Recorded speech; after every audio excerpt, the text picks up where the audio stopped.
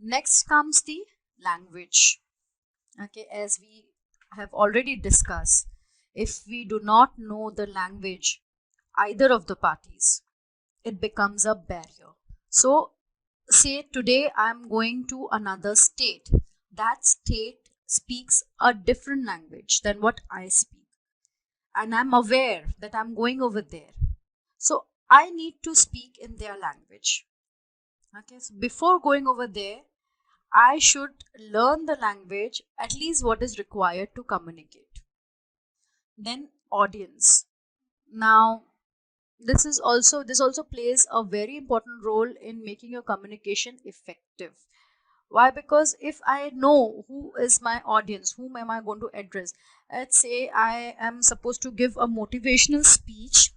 Okay, being a motivational speaker, I have given many motivational speeches.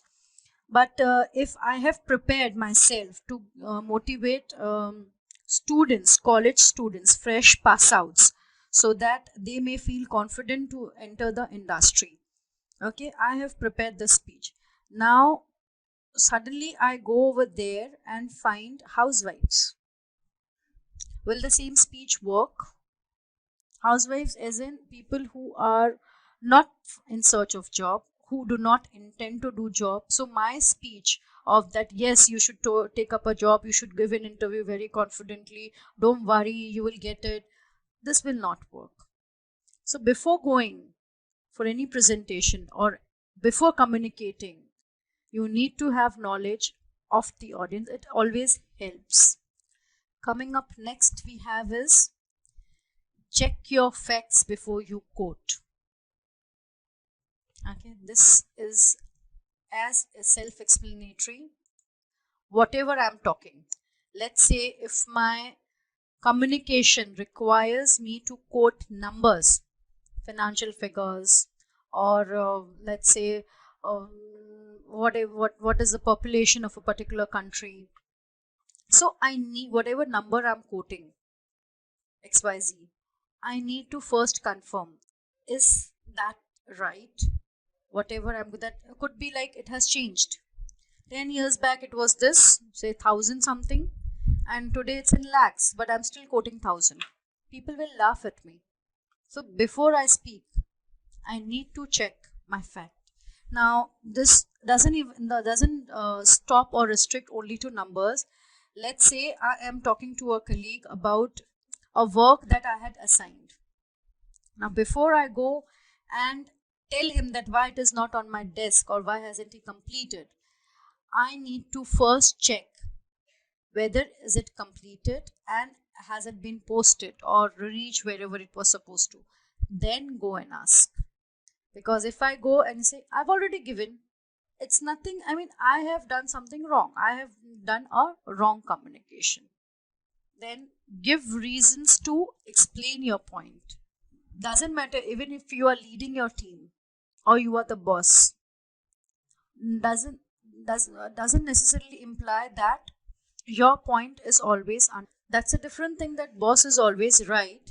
But when you are explaining some point, okay, and if it is not understood, you see blank faces or question marks on faces, be be good enough to explain why you think so.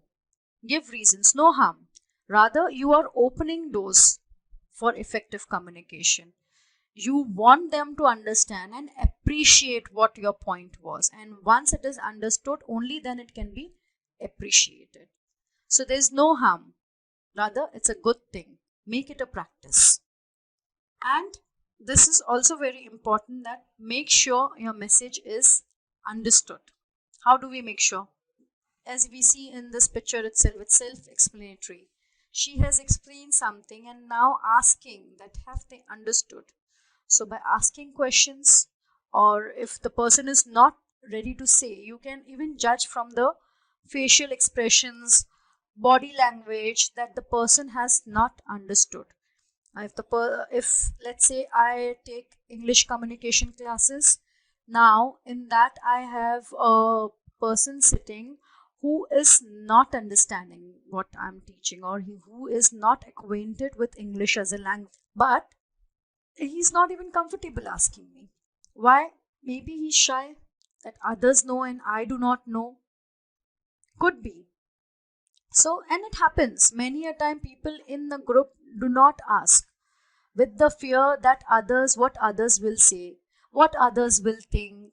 They will laugh at me. They'll say I'm a fool. And with this own apprehensions, they sit back and let the message bounce on their head without understanding. But this is wrong. If we understand, if we as speaker can see the person is not able to understand or grasp whatever you are trying to teach or you're trying to explain, okay, be kind enough to refine your message or your presentation in a simpler way. Now what you have explained was not understood, so go back, simple, make it more simple. So even without asking, the person will be pleased to understand. This is what I should say. It's very important, it's very encouraging, it's very motivating when you are a speaker and you are speaking with a frown on your face or your sad long face. Will anyone be interested in looking at you and listening to you? If you yourself are sleepy, the audience is bound to sleep. Then you cannot blame your audience that they are not receptive. No, because you are not receptive. You have to motivate them. And the best thing is you have to give them a smile. You have to maintain a positive attitude. It's not that in the beginning I was very positive, very energetic. But by the end of the presentation, when I get tired, I am down. I don't maintain a positive. I show negativities. Or when after or during the presentation, a question is asked to me which I do not know, then I show, how dare you ask me this? That negativity is obvious. So avoid doing it and then smile. Doesn't cost anything, doesn't hurt anyone. So keep smiling. Keep smiling doesn't mean show your teeth and giggle, laugh out. No, just a simple smile which gives a positive vibe, a sweet gesture that yes, you are very much interested in the presentation or the communication, whether you are a speaker or you are a receiver. Okay, a receiver also, if he's sitting with a dull face, a boredom shows on his face, the speaker gets very demotivated. Believe me, it is very demotivating because a person is making an effort to reach out. So you also make an effort to reach by only showing your attentiveness, by only showing your positive attitude, receptiveness. Okay, so maintain a positive attitude and a smile, and that will also lead to a effective communication. This is the backbone. This point, listen to understand. This is the backbone of any communication, any communication. What is the problem with us, with we humans? We listen to reply. Okay, but what here it says, listen to understand. We do not want to listen to understand. We want to listen because we want to reply back. Anything it could be. Okay, so avoid that. I mean, we are listening. Unless we listen, how would we speak? Let's say I am into sales. Okay, say for example, I'm into sales and I have to sell my product. Now, I have made my product according to my knowledge. I thought this would work. Okay, XYZ cream I have prepared for winters, and this was according to me, and I feel it's good for everyone should apply it. I'm trying to sell it. People are, it's not getting sold. People are not interested. Why? Because I forgot the basic, that I don't know what people need, right? I do not know. I made things to my perception, to my understanding, to my knowledge, and that's what's for me. Then I should have kept it for me. Why am I giving it to you? If I need to know, if I need to sell something to you, I need to know what you want, and according to the specifications only I'll be able to sell. So listening is very important, that you have to listen. You have to be a very good listener. Listen to be listened. That is also a saying, listen to be listened.